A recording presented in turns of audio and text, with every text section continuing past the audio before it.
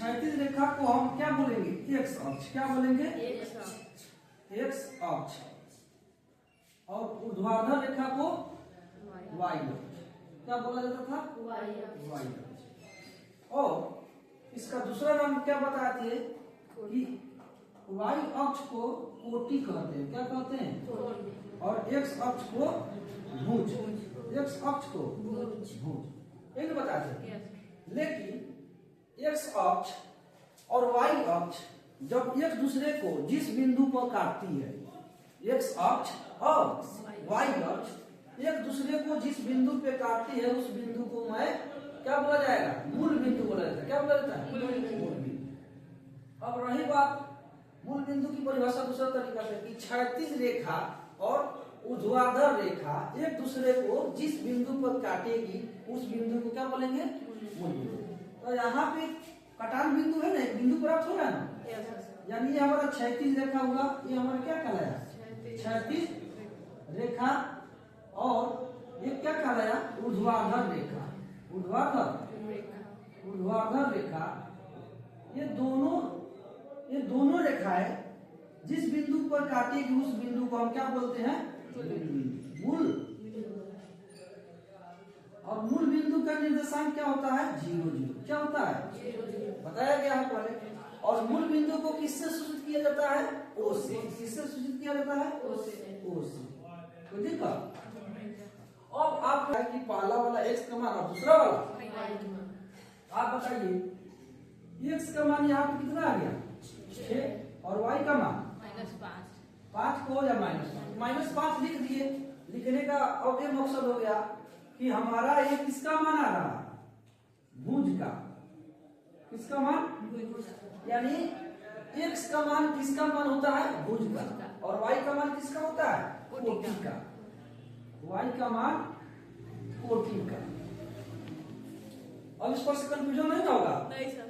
अब ऑप्शन में भी रहेगा, यदि कोटि पूछा है तो कोटि वाला आंसर देखेंगे, माइनस वाला। अब भुज पूछा है तो प्लस वाला जो है, जो दिया है वो देखेंगे। सीधी सी बात है कि x का मान आपका, x का मान किसका? भुज का। x का मान भुज का।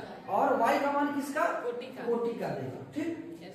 लेकिन एक और बात बताए थे कि यहाँ पे पहला जब एक क्षैतिज रेखा और ऊर्ध्वाधर रेखा, क्षैतिज रेखा और ऊर्ध्वाधर रेखा जब एक दूसरे को काटती है तो कितने चतुर्थांश का निर्माण होता है? 4। कितने? 4। प्रथम चतुर्थांश, द्वितीय चतुर्थांश, तृतीय चतुर्थांश और चतुर्थ चतुर्थांश। तो इसके लिए जब ये समझिएगा प्रथम चतुर्थांश, द्वितीय, तृतीय और चतुर्थ, तो आपका ये क्वेश्चन आपका क्या हो जाएगा? सोल्व होगा।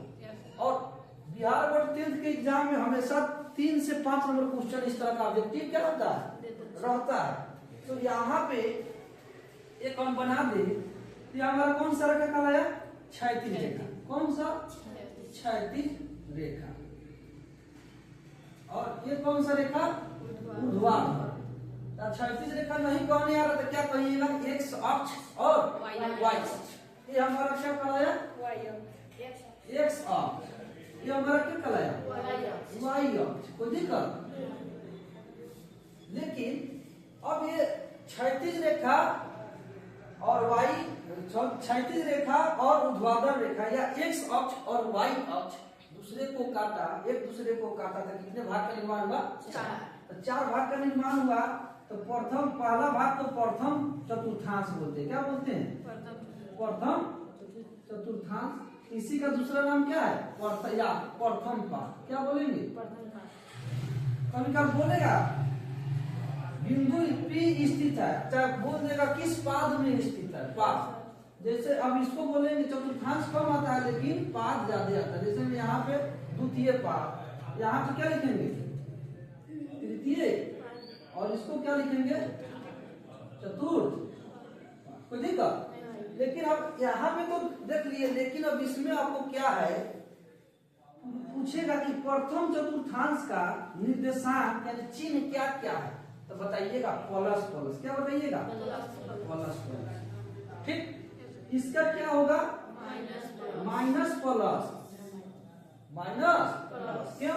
क्योंकि ये होता है प्लस एक्स इधर होता है माइनस एक्स, वाई में आएगा प्लस वाई और नीचा माइनस वाई। ठीक है, अब हमको ये सजाने में कंफ्यूजन नहीं होना। देखो प्लस वाई और प्लस एक्स मिलेगा तो प्लस प्लस, यहाँ पे माइनस एक्स और प्लस वाई मिलेगा तो प्लस माइनस प्लस, और यहाँ दोनों माइनस माइनस है, एक्स का भी मान माइनस और वाई का भी मान माइनस, तो आपको क्या मिलेगा माइनस माइनस। यानी तृतीय चतुर्थांश में तृतीय पद में क्या प्राप्त होता है माइनस माइनस, और चतुर्थ में क्या होता है प्लस माइनस। कोई दिक्कत?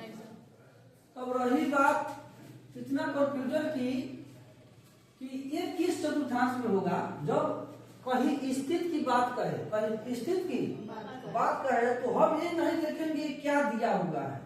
ये मान जैसे में हम यहाँ पे क्वेश्चन दे दिए कि √3 और 15, √3 और 15 कहाँ स्थित होगा, कहाँ लिखेंगे क्वेश्चन किस पाद में होगा, किस पाद में है।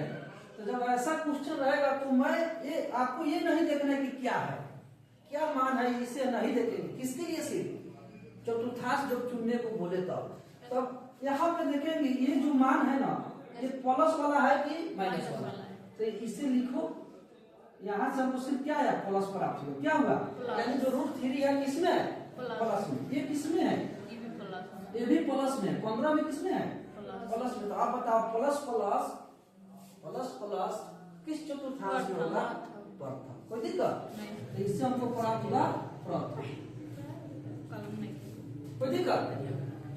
अब दूसरा क्वेश्चन आप लोग बताइए। दूसरा सर ये यहाँ पे 73 ना, इसे देखो 73 बना दे रहा है। ठीक, ये क्वेश्चन मेरे तरफ से -3 और -4, तो इसको कैसे हल कीजिएगा?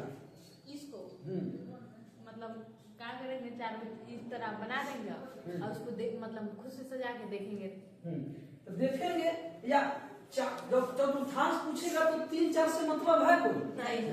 यहाँ पे हम समझो 4 3 नहीं है, सिर्फ क्या है माइनस माइनस है। क्या है यहाँ से हमको सिर्फ क्या क्या क्या निकला माइनस माइनस। अब माइनस माइनस कहाँ दिख रहा है तृतीय में, तो इसका आंसर क्या आएगा तृतीय चतुर्थांश। क्या आया तृतीय चतुर्थांश को या तृतीय पाद को। ये कंफ्यूजन दूर हुआ।